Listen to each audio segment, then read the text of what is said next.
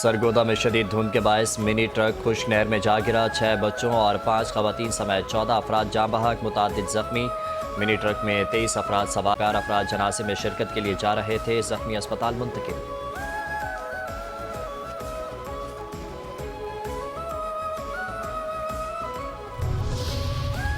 پاکستان کے ساتھ قریبی تعاون جاری رکھے ہوئے ہیں، روسی صدر ولادیمیر پوتن کی پاک روس تعلقات پر گفتگو جاری۔ پاکستان کے نئے سفیر فیصل نیاز نے روسی صدر کو اپنی سفارتی اسناد پیش کی۔ ایک باوقار اور اعلیٰ سطح تقریب ماسکو کے تاریخی گرینڈ کریمنل پیلس میں منعقد ہوئی۔ پاکستان میں روس کے سفارت خانے نے صدر ولادیمیر پوتن کی پاک روس تعلقات پر گفتگو جاری کی۔ روسی صدر نے کہا، پاکستان کے ساتھ قریبی تعاون جاری رکھے ہوئے ہیں۔ پاکستان شنگھائی تعاون تنظیم کا مکمل رکن ہے۔ شنگھائی تعاون تنظیم خطے کی سب سے بڑی علاقائی تنظیم ہے۔ روس پاکستان تعلقات حقیقی معنوں میں باہمی طور پر مفید ہیں۔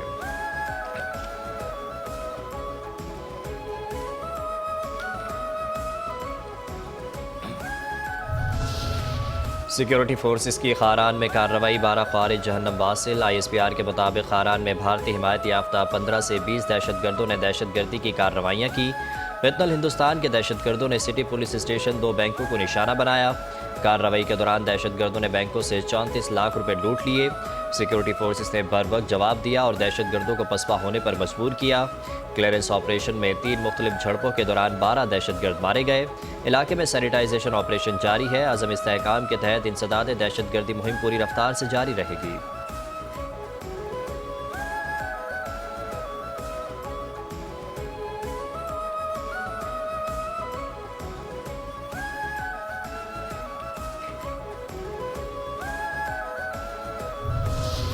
سارے فتنے ایک، سب شر پسند اکٹھے، افغان طالبان اور TTP کے گٹھ جوڑ کے ٹھوس ثبوت ہیں۔ دشمن کی طرف سے انہیں ہر طرح کے وسائل فراہم کیے جا رہے ہیں۔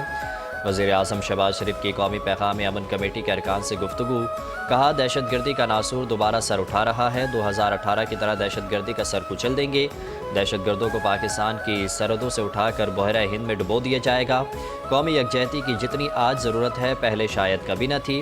مل بیٹھ کر معاملات طے کرنے کی ضرورت ہے۔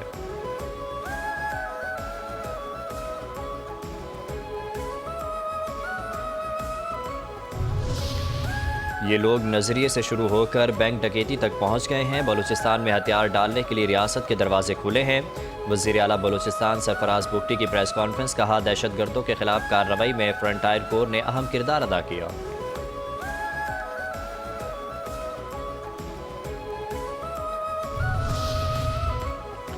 کراچی کے علاقے سائٹ میں مبینہ پولیس مقابلہ، ایک ڈاکو ہلاک، ملزمان کی فائرنگ سے پولیس اہلکار شہید، ایک اہلکار زخمی۔ وزیر داخلہ سندھ ضیاء الحسن لنچار کا نوٹس، SSP کیواڑی سے رپورٹ طلب کر لی، کہا زخمی اہلکار کو بہترین طبی سہولیات فراہم کی جائے۔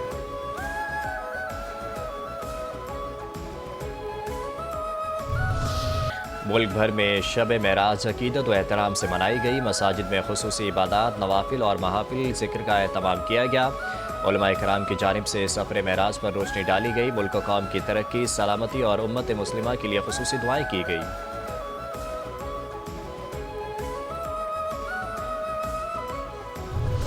فائیو نیوز کی جانب سے شب معراج کے حوالے سے خصوصی نشریات، شب مغفرت کا اہتمام، معروف مذہبی اسکالر شبیر ابو طالب میزبان، علماء کرام اور ثنا خواہوں مہمان۔ علماء کرام نے شب معراج کی فضیلت پر روشنی ڈالی، ثنا خواہوں نے گلہائے عقیدت پیش کر کے قلوب کو منور کیا۔ سینئر سیاستدان محمود خان اچکزئی قومی اسمبلی میں اپوزیشن لیڈر مقرر، اسپیکر ایاز صادق نے نوٹیفیکیشن جاری کر دیا۔ اپوزیشن لیڈر بننے کے بعد محمود خان اچکزئی کی سربراہی میں تحریک تحفظ عین پاکستان کا وفد سندھ کے دورے پر کراچی پہنچ گیا۔ سینیٹر رانا ثناء اللہ کہتے ہیں، اپوزیشن لیڈر کی تعیناتی اسپیکر کا اچھا فیصلہ ہے، پارلیمانی معاملات میں بہتری آئے گی۔ محمود خان اچکزئی وزیر اعظم سے ملاقات میں بانی سے ملاقات کا معاملہ رکھیں گے۔ بانی سے ملاقات کو PTI والے مس یوز کرتے ہیں، اس پر اعتراضات ہیں۔ اپوزیشن کو قائمہ کمیٹیوں میں واپس آ کر پارلیمانی کردار نبھانا چاہیے۔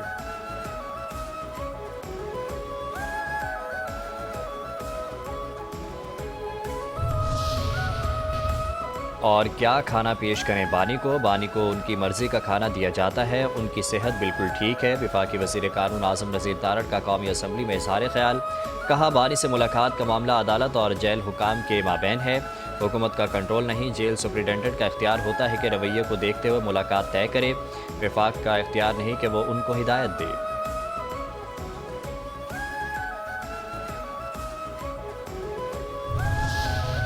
وزیر اعظم شہباز شریف نے صحت کارڈ کا اجرا کر دیا۔ افتتاحی تقریب سے خطاب میں کہا، صحت ہوگی تو تعلیم، کھیل سب کچھ ہو سکے گا، صحت ہوگی تو مخالفین کو شکست دے سکیں گے، ہر فرد کا حق ہے اس کی دہلیز پر صحت سہولتیں پہنچائی جائیں۔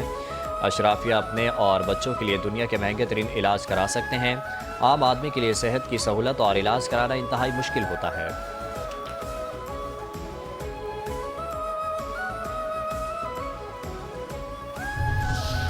حکومت صحت کی سہولت ہر شہری تک پہنچانے کے لیے پرعزم ہے۔ وفاقی وزیر صحت مصطفیٰ کمال کا تقریب سے خطاب، کہا پروگرام 1 کروڑ سے زائد شہریوں کو علاج کی سہولت فراہم کرے گا۔ اسلام آباد، آزاد کشمیر اور جی بی کے اسپتال پروگرام میں شامل ہیں۔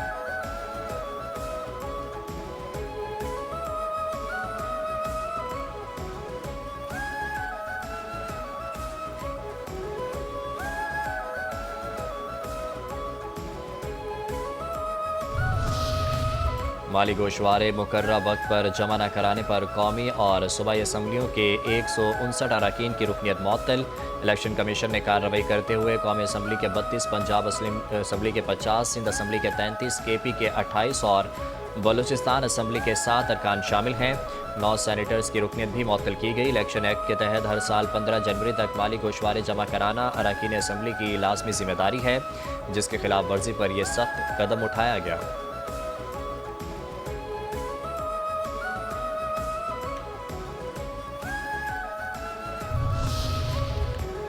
وفاقی وزیر داخلہ محسن نقوی اور وزیر اعلیٰ بلوچستان سرفراز بگٹی کا FC Balochistan north headquarters کا دورہ۔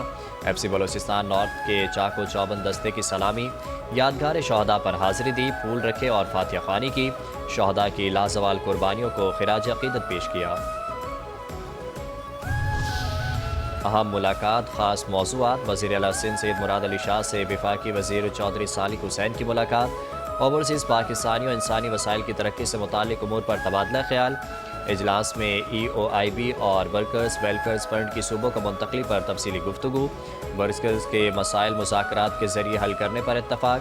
وزیر اعلیٰ سندھ نے کہا، ای او بی آئی اور ورکرز ویلفیئر فنڈز کی ڈی ویلیویشن سے مزدوروں کو بڑا فائدہ ہوگا، مزدوروں کے حقوق کا تحفظ وفاق اور صوبوں کی مشترکہ ذمہ داری ہے۔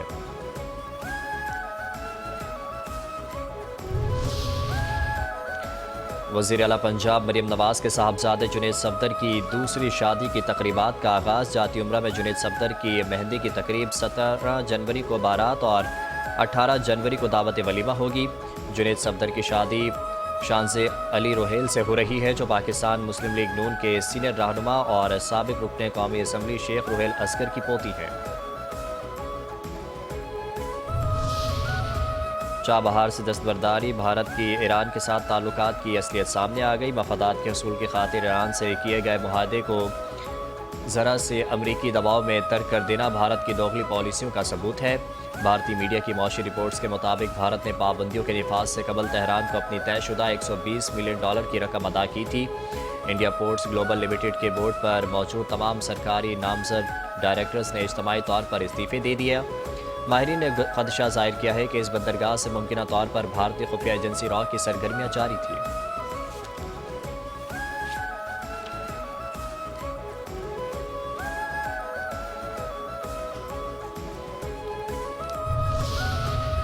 رحیم یار خان کچے میں پولیس کا ٹارگیٹڈ آپریشن، سکھانی اور کوش گینگ کے 10 ڈاکوؤں نے سرنڈر کر دیا، ہتھیار پولیس کے حوالے کر دیے۔ ڈی پی او رحیم یار خان کے مطابق سرنڈر کرنے والے ڈاکو اغوا، برائے تاوان، ڈکیتی، لوٹ مار اور پولیس مقابلوں میں مطلوب تھے۔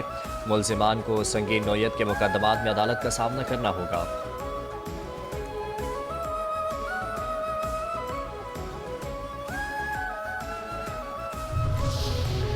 کراچی کے علاقے نارتھ ناظم آباد میں تاجر کے گھر پر سادہ لباس اہلکاروں کا چھاپا، پولیس حکام کے مطابق 2 ملزمان اسپیشل انویسٹیگیشن یونٹ نے گرفتار کر لیے۔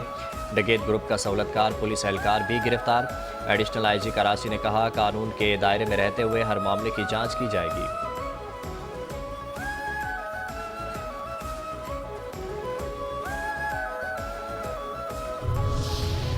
کراچی کے علاقے جوگی موڑ ملیر کے قریب رینجرز کی کارروائی، ڈکیتی اور اسٹریٹ کرائمز کی متعدد وارداتوں میں ملوث 4 ملزمان گرفتار، اسلحہ، موبائل فون اور نقدی برآمد۔ ملزمان موبائل فون چھینے کے علاوہ 70 سے 80 موٹر سائیکل چھیننے کی وارداتوں میں ملوث ہیں۔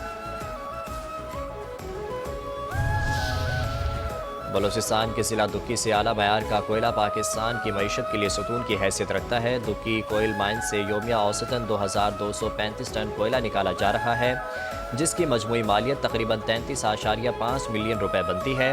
کوئلے کی پیداوار اور ملک کی توانائی ضروریات پوری کرنے اور صنعتی ترقی کی رفتار بڑھانے میں اہم کردار ادا کر رہی ہے۔